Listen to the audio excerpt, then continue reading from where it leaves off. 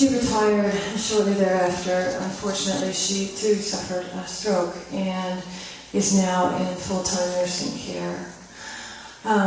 So it's one of the great ironies of life, I think. But knowing she's in really good care helps me a lot, and that was an incredibly intense part of the journey. But we have likened our familiarity with the facility where my mom lives now as a head-on collision between comedy and tragedy. Those of you that have loved ones in nursing homes know what I'm talking about.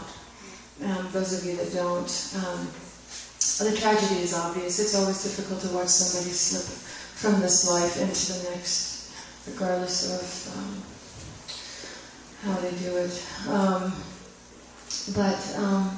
So the tragedy is hard enough to deal with. The comedy, I think, is sort of a grace that we're given to help us cope with the tragedy that we otherwise couldn't handle or process. And you'll see what I mean in this next song. I need to tell you about a few people before I sing about them. These are some residents that live or have lived with my mom. And they were pretty special people. You get to know them, they become a part of your extended family. And over the past 8 years, there have been quite a few. First I want to tell you about a lady named Margie. Margie was a sweet lady with little gray braids down each side. She was wheelchair bound, and she had a baby doll. And she took the baby doll with her everywhere. She really looked forward to Friday night. On Friday night, her son would bring her beer, and she would get drunk. And, she wasn't on too many meds, so it was allowed. But on Saturday morning, she would have a pretty wicked hangover, and the baby doll would become a weapon. She'd beat you with it if she could.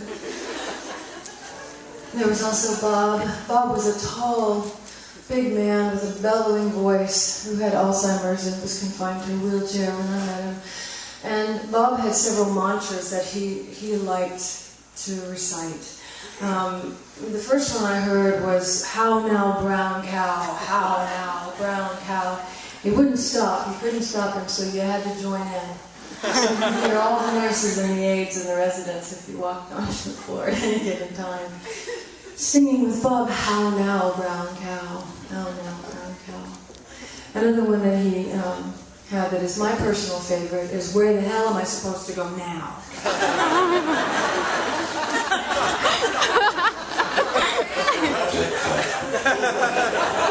Nobody ever told him. My mom isn't exempt from this song. As I mentioned, she was a nurse. She was a really good nurse, too. And she used to be able to get into the med cart, and she can still get into the med cart, even though she's not supposed to.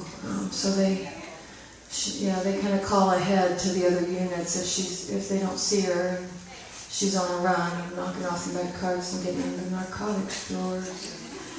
I don't blame her, I would. You know how, you have the training, stick with it.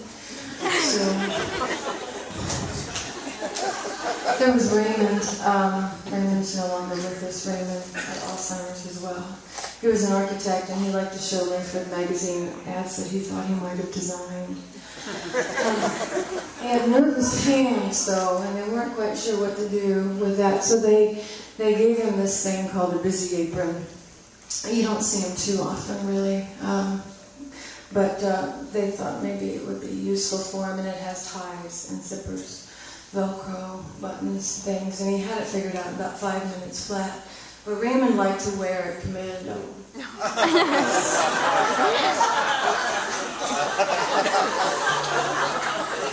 This is all true. I don't have to make any of this up. Miss Cleve is a one-woman black gospel choir confined to her chair.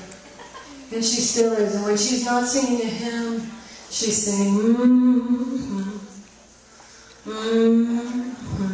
You can hear her down the hall. Probably my favorite resident, who's no longer with us. We've lost so many. But was Geneva. Geneva had no family. Her family was the staff, the nurses, the aides, the other residents, and the families of the residents. And so everybody made a point of checking in with Geneva when they came to visit their own loved one. Geneva had Alzheimer's, very poor vision, and she was a bird-like little lady. She would often come back with a reply that made you wonder which one of you should be in there. And one day I came in and I saw her sitting there, and I went down and I said, "Hello, Geneva, how are you today?" And she looked up at me through her thick glasses. She said, "Only God can save us now." Marge is stuck Geneva with her baby doll. Barbara got the med card coming down the hall. Bob leaves the congregation when he sings, "How now, brown gal, only God can save us now." Jesus, fuzzy, wuzzy, fuzzy, wuzzy, was a bear.